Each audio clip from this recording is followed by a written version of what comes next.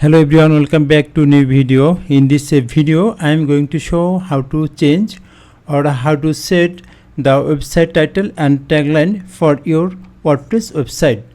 If you hover on this website fav icon, you can see site title and tagline. I want to change it.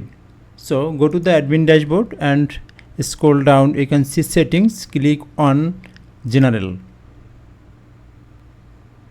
Very fast you can see site title, and here site title and tagline I want to change it. So site title I want to give pet cat website, pet cat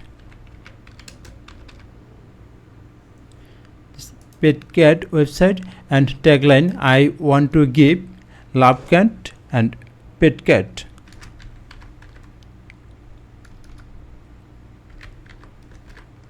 Love cat and